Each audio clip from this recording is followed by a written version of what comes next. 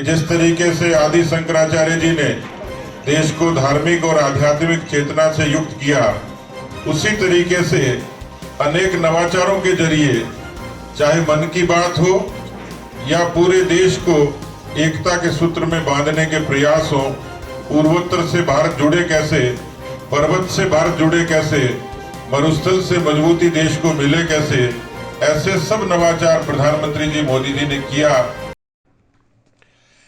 केदारनाथ धाम में आदि शंकराचार्य के समाधि स्थल के लोकार्पण के साथ 400 करोड़ की परियोजनाओं का किया लोकार्पण और शिलान्यास। पुष्कर में मोदी के नाम पर झांसा देकर जुटाई भीड़। साधु संतों, पुरोहितों और लोगों से संवाद तो दूर, पुष्कर का नाम तक नहीं लिया मोदी ने। मंच पर उपस्थित सभी वरिष्ठ महानुभाव, इस पावन पवित्र भूमि पर पहुंचे हुए सभी श्रद्धालुगण, आप सबको आदरपूर्वक मेरा नमस्कार। प्रधानमंत्री नरेंद्र मोदी ने बाबा केदारनाथ के दर्शन किए और आदि शंकराचार्य की समाधि का लोकार्पण किया। साथ ही उन्होंने 400 करोड़ की विकासशील परियोजनाओं का लोकार्पण और शिलान्यास भी किया। पुष्कर के ब्रह्मा मंदिर चौक में पुष्कर वासियों के साथ साधु संतों और नेताओं ने वर्चुअल माध्यम से प्रधानमंत्री नरेंद्र मोदी का संबोधन सुना। हद तो तब हो गई जब मोदी ने पूरे संबोधन के दौरान ना तो साधु संतों न पुष्कर वासियों से कोई बात की और तो और पुष्कर का नाम तक नहीं लिया। पुष्कर के कार्यक्रम प्रभारी पुष्कर विधायक सुरेश सिंह रावत ने 2 दिन पहले ही समस्त संत महंतों, साधुओं और पुष्कर वासियों को यह कहकर आमंत्रित किया था कि केदारनाथ से प्रधानमंत्री नरेंद्र मोदी वर्चुअल माध्यम से आप सब लोगों से संवाद करेंगे, लेकिन नरेंद्र मोदी ने तो पुष्कर का नाम तक नहीं लिया।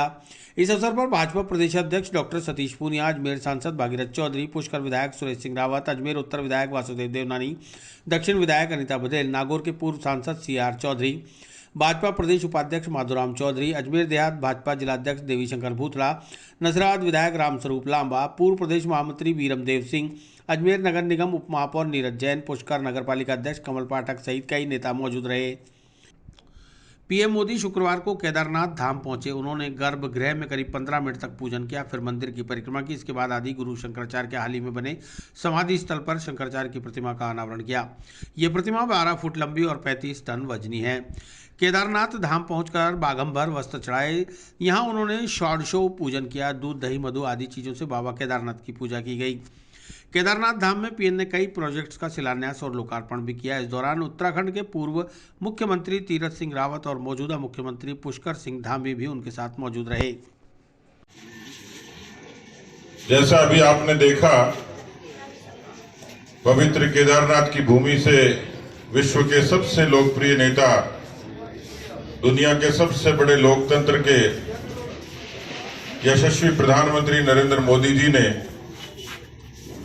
जिस तरीके से आदि शंकराचार्य जी की समाधि के जीर्णोद्धार के काम को हाथ में लिया और उसको पूरा किया, आज हम सब लोगों ने पूरे देश के हर कोने से वर्चुअल तरीके से इस कार्यक्रम को सुना।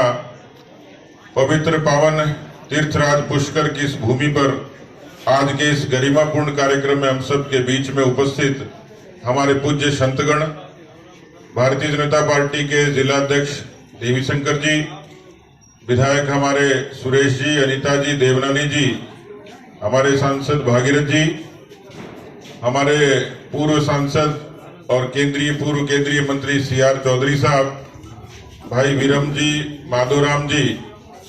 यहाँ पर मैं सबसे पहले भाई सुरेश जी को, कमल पाठक जी को, यहाँ के मंडल अध्यक्ष जी को और जिलाध्यक्ष जी को खासतौर पर धन्यवाद दूंगा कि इस पवित्र भूमि पर उन्होंने बहुत अच्छी व्यवस्था की।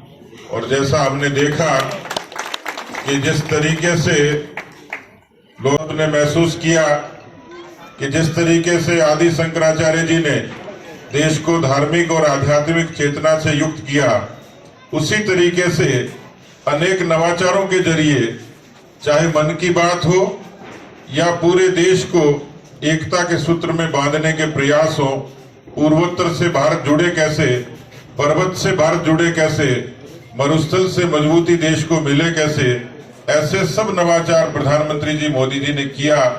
और उसका जीता जागता उदाहरण है कि देश की आध्यात्मिक शक्ति को 21 जून को विश्व योग दिवस के रूप में पूरी दुनिया के 200 देशों ने स्वीकार किया। ये भारत की ताकत है, योग की ताकत है, अध्यात्म की ताकत है। और जो संदेश शंकराचार्य जी ने दिया कि जात पात धर्म पंथ मजहब ऊपर से उठकर मानवता का धर्म ये श्रेष्ठ धर्म है। और मुझे लगता है कि समाज, देश और मानवता के लिए शंकराचार्य जी का संदेश उतना ही प्रासंगिक है। लेकिन आज साधुवाद के पात्र, अभिनंदन के पात्र हैं प्रधानमंत्री मोदी जी, जिन्होंने देश के स्वाभिमान को ऊंचाइयां दी, विज्ञान और अध्यात्म का एक समन्वित रूप आप समक्ष के रखा और देश को परमाणु से ऊर्जा से युक्त भी रखा।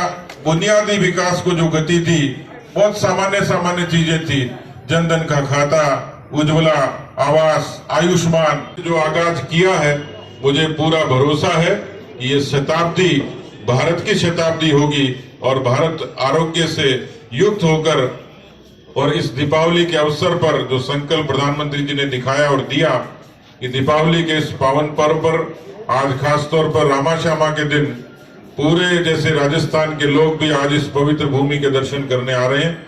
हमारा सौभाग्य है कि आज के दिन हमें तीर्थराज पुष्कर में ये समय बिताने का अवसर मिला, भगवान ब्रह्मा जी का आशीर्वाद मिला।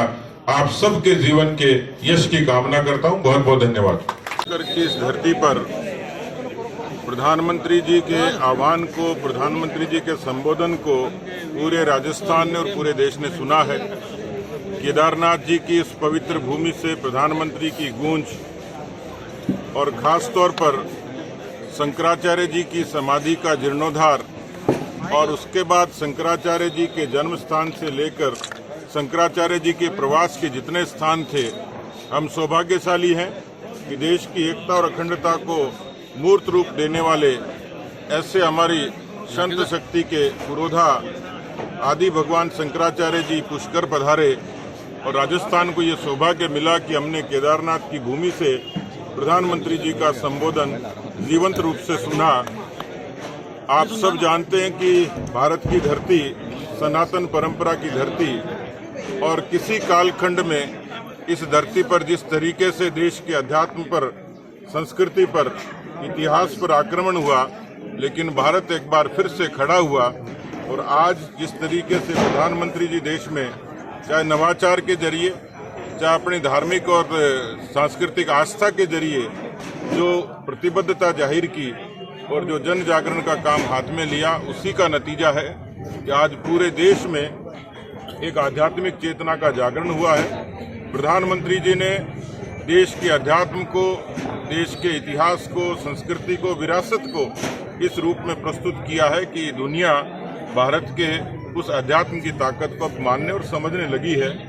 21 जून विश्व योग दिवस इसका प्रत्यक्ष उदाहरण है। दुनिया के देशों में भारत की अहमियत बढ़ी है, स्वाभिमान बढ़ा है। तो मुझे लगता है कि आज का दिन भारत के लिए ऐतिहासिक दिन है कि प्रधानमंत्री जी ने जिस तरीके से शंकराचार्य जी ने देश की एकता और अखंडता के लिए देश को एक सूत्र में पिरोया, प्रधानमंत्री जी भी पूर्वोत्तर की चिंता करते हैं, पर्वत की चिंता करते हैं, दक्षिण के समंदर की चिंता करते हैं, राजस्थान के रेगिस्तान की चिंता करते हुए समग्र रूप से भारत के नक्शे को मजबूत करने के लिए वो आह्वान करते हैं। तो मुझे लगता है कि हम सबका सौभाग्य है कि हम लोग मोदी युग में हैं, जिस युग में इस समय देश के बुनियादी विकास को गति मिली है और देश के वैचारिक मुद्दों का समाधान भी हुआ है। पुष्कर को लेकर आप कोई मांग करेंगे मोदी जी से? देखिए, पुष्कर ये तय मानिए कि जब प्रधानमंत्री जी ने यहाँ निगाह की है तो इसका मतलब कहीं न कहीं भविष्य के गर्भ में पुष्कर का भविष्य भी प्रधानमंत्री जी के नेतृत्व में कहीं न कहीं उनकी निगाहें निश्चित रूप से यहाँ है।